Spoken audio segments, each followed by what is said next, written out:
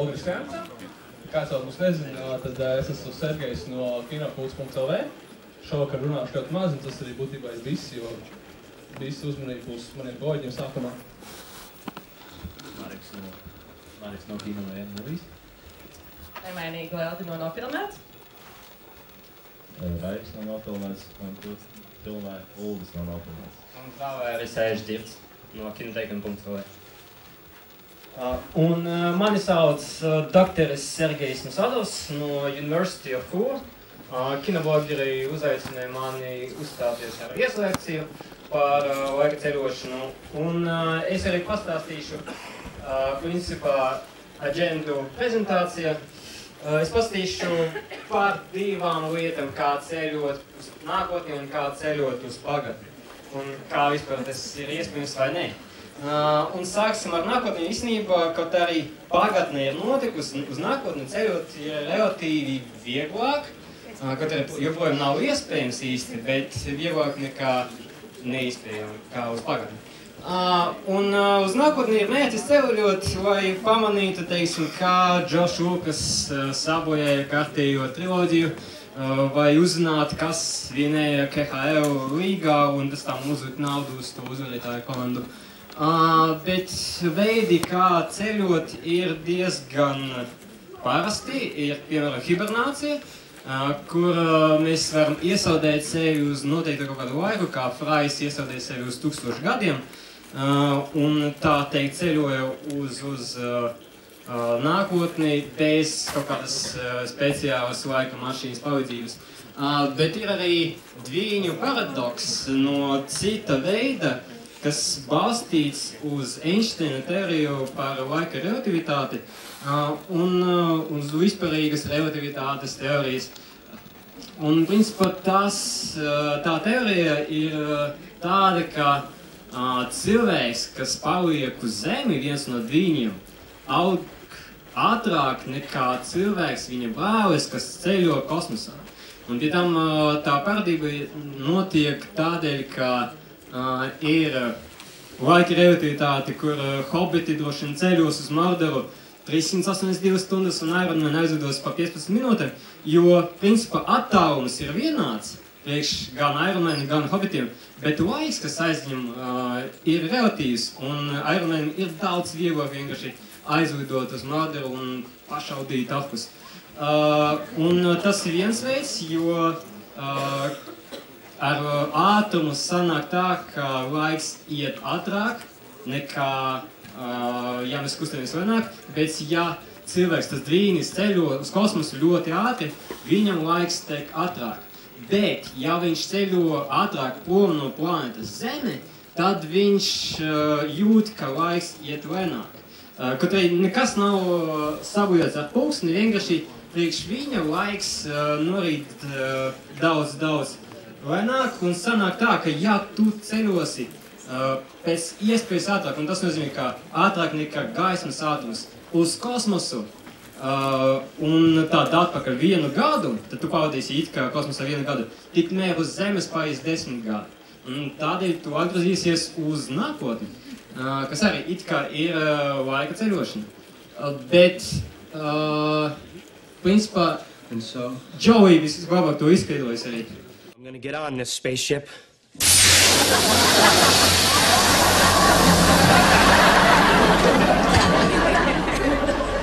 And I'm gonna go to Blargon 7 in search of alternative fuels.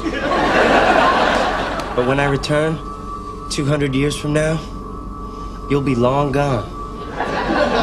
But I won't have aged at all. So you tell your great-great-granddaughter to look me up. Because Adrian, baby, I'm gonna want to meet her.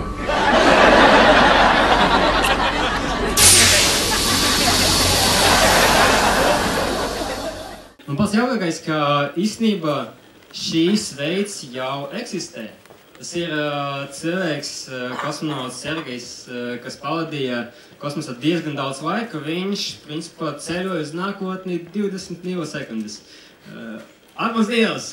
Bet, nopietni, tas, ja tu ceļo tālāk, tas jau nozīmē, ka tu ceļotu daudz ātrāk, daudz vairāk laika patērētu uz kosmosā, kaut arī uz Zemes paietu ilgāk laiku. Tas, protams, kā jau es teicu, ir viss relatīvi. Tā feature, kas veic nākotnes ceļošana, nav tik varbūt interesanti, kaut arī tu redzēsi, kā nākotne izskaties, the future, kā teica Mārtīs. Ka nākotni īstenībā nevar izmainīt, jo ja tu aizceļosi uz nākotni un pēc tam atceļosi atpakaļ uz tagadni, tad visas tavas darbības tagadne vienalga izmainīs visu nākotni. It īpaši, ja tu nākotnē jau redzēji kaut ko, kas maina tavas darbības tagadne. Back to the Future 2, kas ir viena no manām mīļākām filmām, ir pilnīgi aplāma, jo mans kolēģis Dr. Emmets Browns, kā viņš teica pirmās daļas beigas, ka mums vajag ceļot uz nākotni, lai salabotu something has gotten to be done about your kids, jo viņa bērniem draud briesmas, Mārtie bērniem. Bet īstenībā viss, ko Mārtīm būtu jāizdara, vienkārši doktoram Emmetam Brownam jāpasaka, ko Mārtī, varbūt veltīsi vairāk laika saviem bērniem, un tad nekādas tādas briesmas nenotiktu. Un tad viņa vienkārši darbības samainītu nākotni. Jo trešajā daļa, Dogs jau saka, ka your future hasn't been written yet. Tā kā, baigais straujas. Un tāpēc arī tā nākotne nav tik interesanta. Bet otrs aplāms veids, kāpēc Back to the Future 2, kas ceļo uz nākotni, ir aplāms veids, ka pirmai daļā mēs atceramies, tad Ainīs Sons aizceļoja 1 minūti uz nākotni, un tajā laika posmā viņš vispār neeksistēja uz Zemes. Tas nozīmē, ka ja Mārtīs ceļo uz nākotni atkal otrajā daļā, viņš arī tos 30 gadus, kurus viņš ceļo, viņš neeksistētu. Viņš atceļot uz nākotni, un tad teiktu Dokam, klau, Doka, bet kur mani bērni? Jo, principā, viņu tajos 30 gados neeksistēt, tāpēc, kaut arī man ļoti patīk šī filma, viņa bija pilnīgi neloģiski. Un Past ir daudz interesantāks un daudz grūtāks, jo ceļot uz pagātni, kaut arī būtu interesanti aizceļot uz 200 gadu un apturēt Titanika grandēšanu, vai vismaz pateikt Rauzei, ka, hei, varbūt iekāp laivā, lai Džekam būtu viegtavas tās durvis. Bet varbūt uz 1889. gadu, lai apturētu Hitleru, kamēr viņš nav vēl piedzimis. Vai svarīgākais droši datums ir 8. oktobris 2005. gads, lai apturētu Twilight grāmatu palaišanu.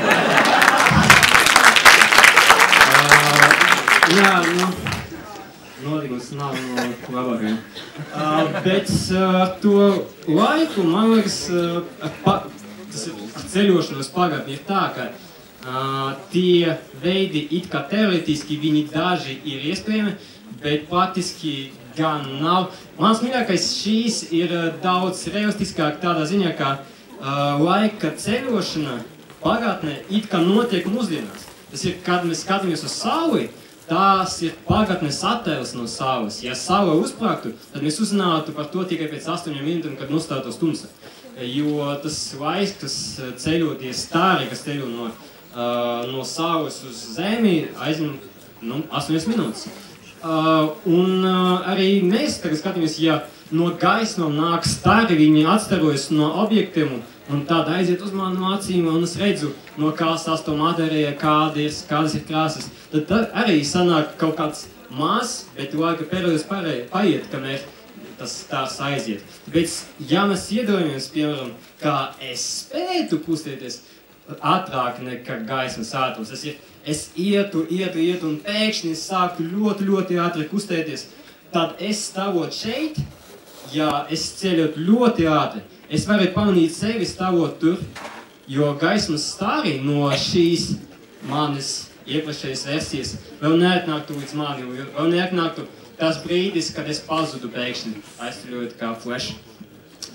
Bet tas stūmus ir tāds, ka es sevi redzēšu, bet es nevaru nekā izmainīt, jo fiziski es jau atrodas šeit. Es nevaru iebakstīt sevi un tā kā pārtraukt to time travel of me. Labākais veids, kas principā var kaut kā mainīt pagatni, ir izgudrots balstoties uz iepriekšējas Einsteina teorijas. To izgudroja Kurts Gödels. Un viena doma bija tāda, ka pēc Einsteina teorijas, pēc tās relativitātes teorijas general relativity, viņš izdomāja tā, ka viņš matemātiski saskaitīja visu kosmosa materiju.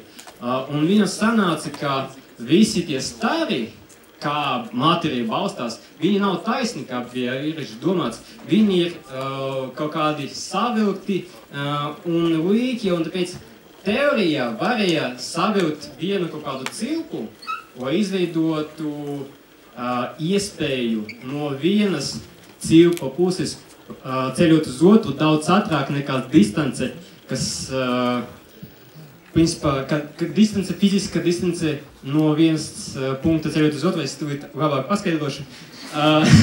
Nē, īstenībā es diezgan daudz lasīju par šo un tur sarežģītas teorijas, bet tam Džekam bija tā doma, ka visu to visumu var kaut kā sagriezt tā, ka, ja mēs izdomājamies visumu, kas nav plākons, bet ir tā kā apaļš vai pusapaļš, tad distance fiziskā būtu tā, kur mēs kustamies pa leju, pa fizisko tā kā kosmosa materiju. Bet laika ceļošana nonāktu no viena punktu uz otru punktu pa taisno. Tas ir laiks aizņemtu relatīvi mazāk laika nekā, zinu, ka neviens nesaprata, nekā fiziski aizceļot pa leju. Bet, vienalga, viņam nebija pareizi, jo viņš balstīja savus lēmumus un savus matemātiskas savilkumus uz to, ka visums grozās ap savu asi, kas pilnīgi aplāmi, bet viņa pētījums tieši palīdzēja citiem izveidot kaut kādus interesantus, varbūt realistiskākus veidus, kā ceļot uz pagatni, piemēram, wormholes, kas arī ir, tā teikt, savilkot visumu no viena gala uz otru galu tā, lai viņš būtu, tā, lai sanāktu viens tunelis un ļautu kustēties no viena visuma gala uz otru visuma galu. Un pie tam ne tikai visuma, bet arī paralēlu pasaules, kas arī atļauj ceļot melnas, tas ir ne jau melnas, bet tādas caurumas eksistē kosmosā, bet viņas ir ļoti mazas. Un lai atratu to, un lai izlidotu cilvēku, un tā kā kūģim, vajag ļoti daudz negatīvas enerģijas, kura, principā, eksistē, bet fiziski viņa eksistē ļoti mazos daudzumos. Bet negatīva enerģija ir tāda, kura ir antigravitācija, viņa piemet antigravitācijas spēks, un tāpēc viņa spēj paplašināt visu to caurumu un ļaut izlidot kūģim. Bet tā problēma ir vienkārši tāda, ka šīs veids eksistētu tikai tad, ja otrajā tuneļa galā jau arī eksistē šī laika mašīna. Tad ziņa, ka es nevarēšu ceļot uz 1955. gadu, tāpēc, ka tad vēl neeksistēja nekāda veidi, kā paplašināt šo caurumu. Es varētu ceļot tikai uz 2011. gadu, kad bija izdomāts, piemēram, tas. Tāpēc wormhole atkal realistisks veids, bet ar ļoti smagiem nosacījumiem, ka mēs varēsim saņemt ļoti daudz negatīvas enerģijas un paplašināt, sākumā atrast tos caurumus un tad paplašināt tos. Bet fikcija, protams, daudz vairāk eksistē laika mašīna, jo rakstniekiem principā nav svarīgi, ka jātur kaut kādi wormholes un ka viņus vajag kātert un savāk negatīvu enerģiju. Pietiek ar vienkārši ceļojošu būdu vai kaut tādu, lai ceļotu laikā.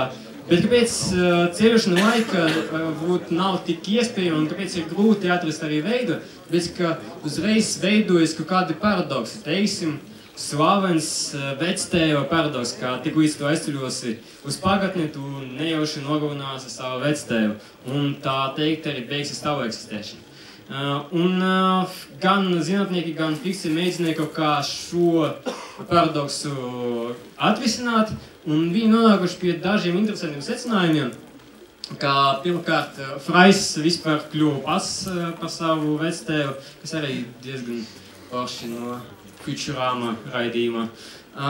Bet Back to the Future izmantoja alternatīvas laika līnijas, kuras principā darbojas tā, ka ja tu aizceļo uz pagatni un kaut ko samaini, tad tu savelc jauno līniju un veido līniju jau ar kaut kādiem citiem notikumiem. Tāpēc, ja tu 1955. gadā samainīji kaut kādu notikumu un atpakaļ ceļo uz 85. gadu savu tagadni, tad tu ceļos nevis uz savu līniju, bet jau uz kaut kādu jaunu līniju, kuru mums ir vērtas visādas izmaiņas. Bet, ja tu atkal nogalini savu vectēvu, kas nenotika Back to the Future, bet bija līdzīgs gadījums, ka viņa vecāki nevarēja saiet kopā, tad gan tu vari pazust pēc Back to the Future scenārija. Bet ir arī Novikova princips, kas arī diezgan interesants, kā Novikovs pateica, ka principā jūs nevarat samainīt pagatni. Tas ir, ja jūs aizceļojat uz pagatni un kaut ko mēģināsiet samainīt, tad tas izmaiņas jau ir cēlonis tam, kā notika tagadni.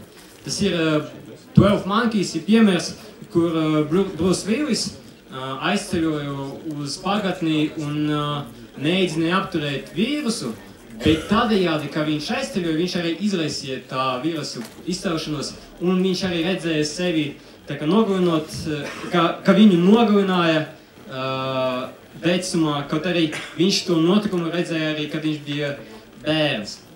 Un tāpēc sanāk tā, ka tādēļ tikai, ka viņš aizceļoja uz pagatni, viņš arī izraisīja visu tagadni, un tas arī ir Novika princips, ka tu nevari mainīt vispār neko.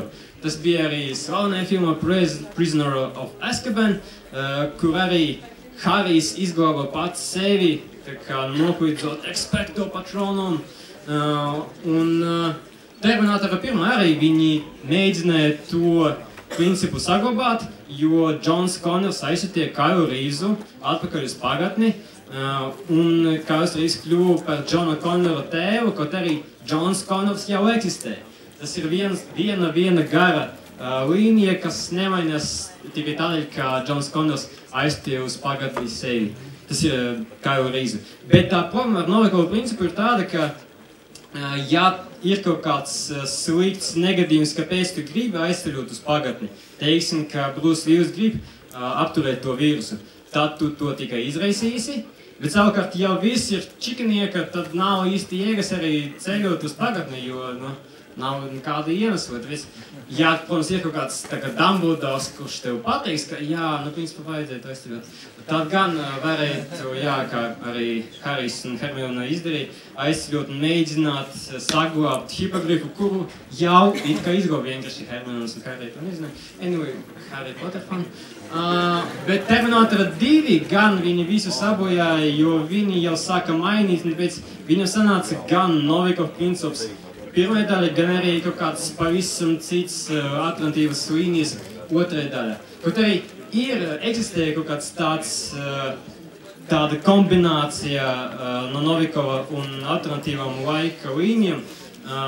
Tā ir tāda, ka tik līdz tu aizceļo uz pagatni, tu uzreiz uztaisi kaut kādu paralēlu līniju, paralēlu pagatni, kur tu vari mainīt un tu vari nogalināt savu vectēvu. Vienkārši tajā paralēla līnija B tevis neeksistēs. Kad tu ceļosi atpakaļ uz tagadni, tu atceļosi uz līniju A, kur tu joprojām eksistē. Tāpēc, ja es teiksim, pēc tāda principa aizceļot uz atkal uz 2005. gadu un apturētu Twilight, un pēc tam aizceļot uz 20. gadu, tad joprojām es redzētu, kā Edvards boja vampīru tēmas. Bet es tomēr zināšu, tas pozitīvs moments ir, ka es tomēr zināšu, ka eksistē tāda pasaule, paralēla pasaule, kur Edvarda nav.